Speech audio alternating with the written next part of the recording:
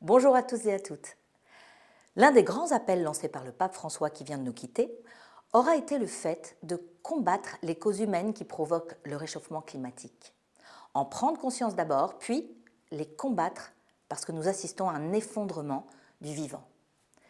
Oui, mais quand on est dirigeant d'une entreprise à l'ère de l'IA, comment concilier innovation et durabilité ?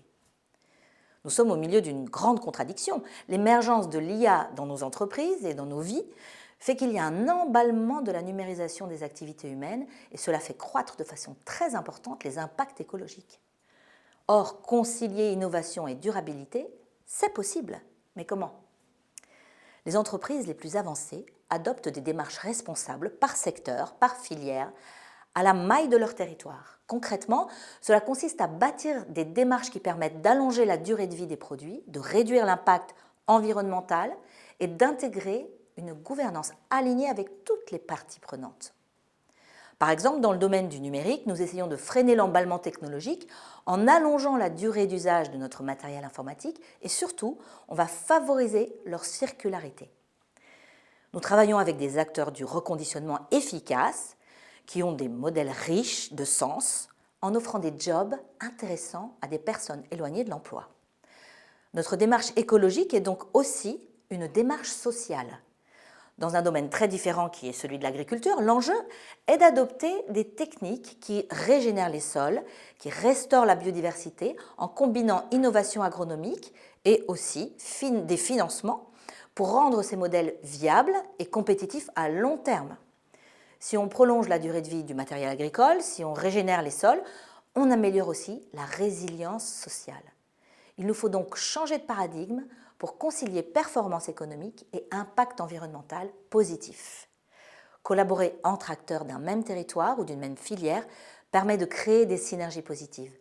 Cela passe par des stratégies qui réduisent l'extraction des ressources, qui augmentent les services, et il faut en même temps mobiliser de nouveaux modes de financement parce que, par exemple, le financement carbone ou les projets territoriaux. Cependant, il reste difficile de maintenir ces actions si elles ne sont pas rentables à long terme, d'où l'importance d'un ancrage stratégique et spirituel solide pour résister aux pressions économiques. La bonne nouvelle pour les entrepreneurs, c'est que les entreprises réellement engagées attirent investisseurs, attirent les clients et les talents par le sens qu'elles donnent à leur activité. La spiritualité, c'est un levier profond pour donner du sens et aligner l'action économique avec le bien commun. C'est pourquoi le mouvement des entrepreneurs et dirigeants chrétiens a créé un itinéraire nommé « Entreprendre pour la maison commune ». C'est un chemin spirituel pour comprendre l'écologie intégrale qui prend soin de la terre, qui prend soin des hommes, car oui, tout est lié. Et pourquoi un chemin spirituel ? Bien, parce que cet effondrement du vivant provient à son origine des blessures de nos âmes.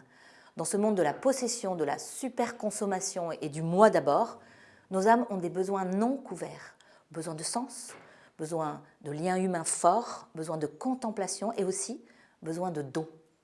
Alors, laissons-nous toucher en plein cœur par la parole de Dieu et cherchons sans relâche à faire naître dans notre économie un nouvel imaginaire qui ne soit plus construit autour de l'avoir, mais de l'être. Et nous pouvons compter sur le Saint-Esprit pour décupler notre capacité à innover au service du vivant à l'ère de l'IA. Merci pour votre écoute et à bientôt pour une prochaine chronique, si Dieu le veut.